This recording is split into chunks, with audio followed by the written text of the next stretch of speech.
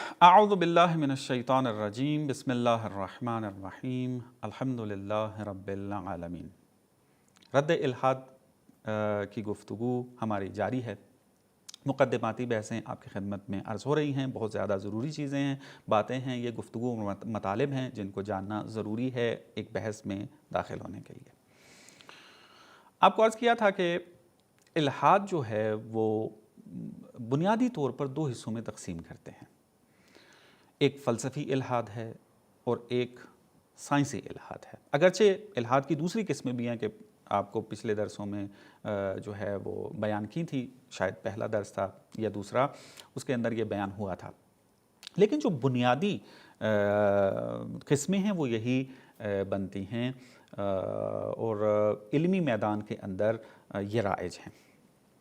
فلسفی الحاد کیا تھا؟ عرض کیا تھا کہ وہاں پر سائنس کا سہارا نہیں لیا جاتا، وہاں پر فلسفے کا سہارا لے کر خدا کی نفی کی جا رہی ہوتی ہے۔ مثلا ڈیوڈ ہیوم جو ہے وہ ملحد ہے اور اس کا جو الحاد ہے وہ فلسفی الحاد ہے، چونکہ وہ کبھی بھی اگر یہ نہیں کہہ رہا ہوتا کہ سائنس جو ہے وہ یوں کہہ رہی ہے پس خدا نہیں ہے، بلکہ وہ فلسفیانہ انداز میں داخل ہوتا ہے اور پھر خدا کے وجود پر دی جانے والی دلیلوں کو رد کر رہا ہوتا ہے، لہٰذا وہ آ کے خدا کا انکار کرتا ہے، مثلا مسئلہ شر کو بنیاد بنا رہا ہوتا ہے، یا جو دلیلیں دی گئی ہیں خدا کے وجود کو ثابت کرنے کے لیے اس کے اندر جو ہے وہ نقص نکال رہا ہوتا ہے کہ آپ کی یہ دلیل درست نہیں ہے، یہ دلیل درست نہیں ہے، تو یہ فلسفی الحاد تھا۔ ایک ہے سائنسی الحاد جس کو ماڈرن ایتھیزم کے ساتھ یاد کیا جاتا ہے کہ جدید الحاد اردو میں اس کو ترجمہ کریں گے۔ یہ سائنس پر جو ہے وہ بیس کرتا ہے۔ آپ کو پچھلے درس میں بیان کیا تھا کس طریقے سے یہ سائنس سے استفادہ کرتے ہیں الحاد کو پھیلانے کے لیے۔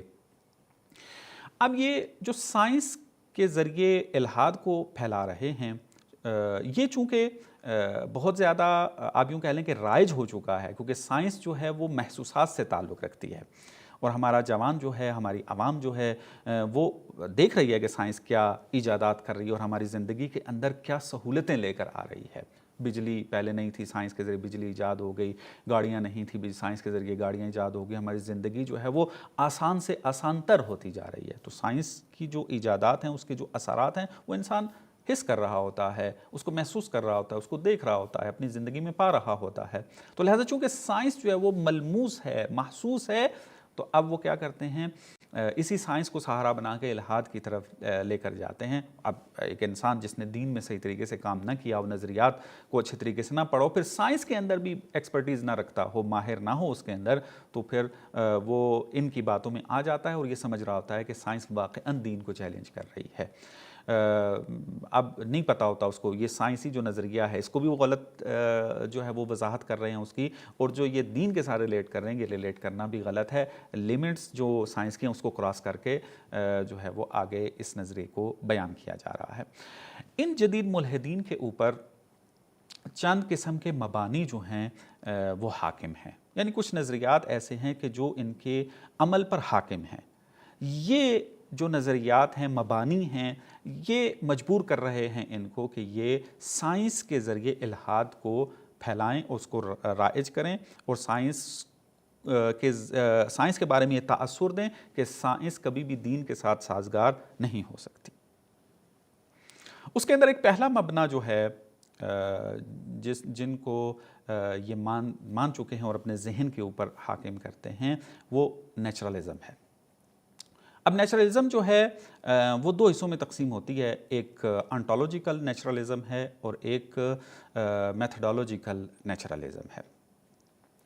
دونوں میں فرق ہے، میں زیادہ توضیح نہیں دوں گا، فقط بیان کر رہا ہوں، چونکہ آپ تھوڑا سا بھی سرچ کریں گے جا کے انٹرنیٹ کے اوپر آپ کو اس کی تفصیل جو ہے وہ مل جائے گی۔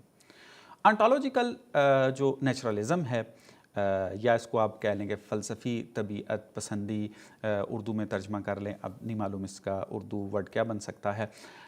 اس کے اندر جو ہے انسان یہ بات مانتا ہے، ایمان رکھتا ہے، اعتقاد رکھتا ہے کہ اس جہان کے اندر فقط جو ہے وہ مادہ ہے، میٹر ہے، اور مادی جہان سے ہٹ کر کوئی جہان نہیں ہے۔ یہ انٹولوجیکل نیچرلزم کے اندر بیان ہوتا ہے۔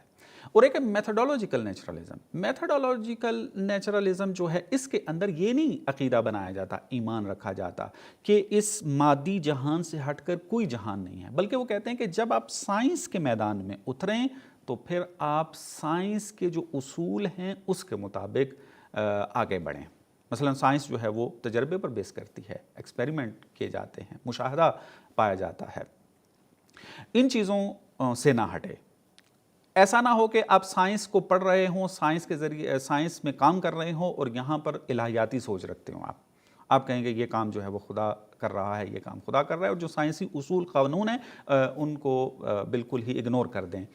یہ کام نہ کیا جائے, بلکہ جب سائنس میں اترتے ہیں تو سائنسی اصولوں کو مد نظر رکھتے ہوئے آپ سائنس کا جو ہے وہ کام انجام دیں اور قانون کو جو ہے وہ کشف کریں اور ایجادات کریں اس کے اندر آ کے.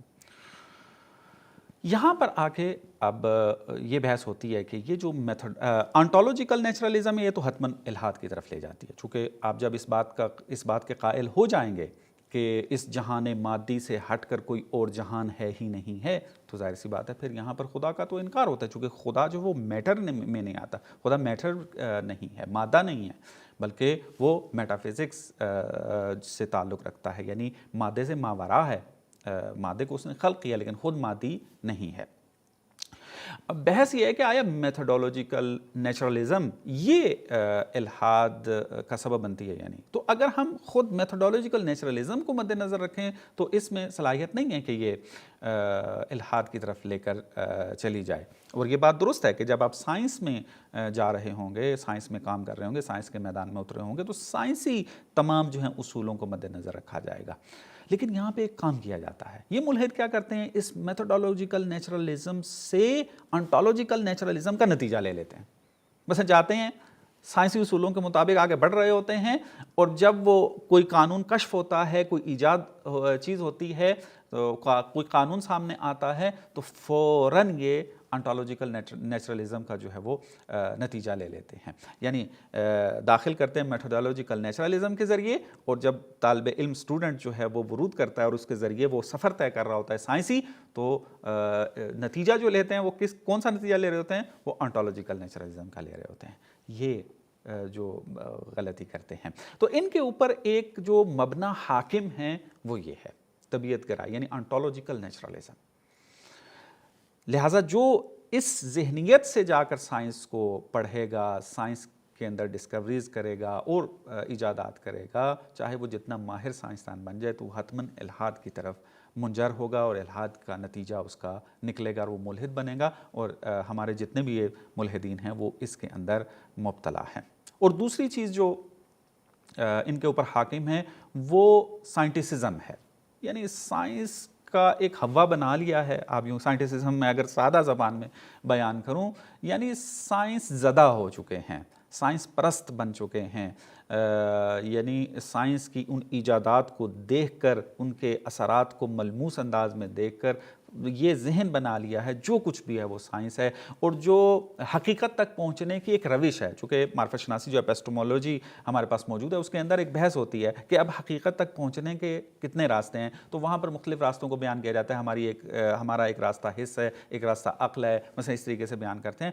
تو یہ پھر آ کے یہ نتیجہ لے لیتے ہیں, سائنٹسزم جو ہے اس کے اندر آ کے یہ قائل ہو جاتے ہیں کہ حقیقت تک پہنچنے کا فقط ایک ہی راستہ ہے, اور وہ ہے حس.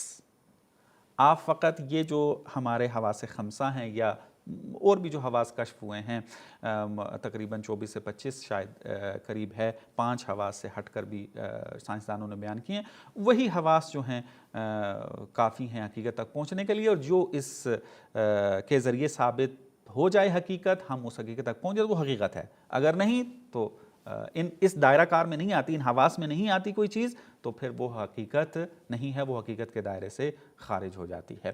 تو بس دوسرا ایک جو مبنی ان کے اوپر حاکم ہے, اور یہ بڑی شد و مد کے ساتھ اس کے اوپر عمل کر رہے ہیں, وہ سائنٹسزم ہے. ظاہر سی بات ہے جو سائنٹسزم کو مان رہا ہو اور اس طریقے سے آگے بڑھ رہا ہو, تو حتماً جو ہے وہ الحاد کا نتیجہ نکلے گا. اور تیسرا ایک مبنی جو ان کے اوپر حاکم ہے وہ ہے ریڈکشنزم.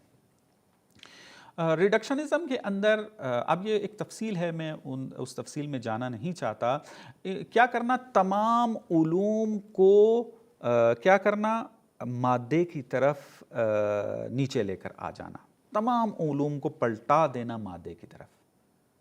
جیسا کہ آپ کو میں نے مثال دی ہے کہ آپ نیورولوجی میں چلے جائیں، سائیکالوجی، پیراسائیکالوجی اور دوسرے بھی جتنے بھی علوم لے لیں، ان کو پلٹانا، لوٹانا کس کی طرف، مادے کی طرف. فزکس کی طرف مثلا، یہ کسی ایک علم کی طرف جو مادی ہے اس کی طرف پلٹانا، یہ ریڈکشنزم ہے. تو اب ہر چیز کو جب آپ مادے کی طرف پلٹا دیں گے اور مادے ہی کے ذریعے ہر چیز کی توضیح کرنے کی کوشش کریں گے تو ظاہر سی بات ہے پھر یہاں پر نتیجہ جو ہے وہ پھر الحاد کا نکلے گا. تو یہ مختلف مبانی ہیں کہ جو حاکم ہیں ان ملحدین کے اوپر، اور جو بھی ان مبانی کے تحت اس ذہنیت کے ساتھ جا کر سائنس کو پڑھے گا وہ حتماً الحاد تک پہنچے گا. اور ہمیں اس کی طرف توجہ کرنی ہے انشاءاللہ. ہماری جو تفصیلی گفتگو ہوگی جب ہم رد کریں گے ان ساری بحثوں کو، تو وہاں پر ان کے اندر کیا کہ کیسے ان کو رد کر سکتے ہیں آپ کی خدمت تفصیل سے دلائل اور ثبوت جو ہیں وہ بیان کیے جائیں گے. وصلی اللہ علی محمد و آل محمد.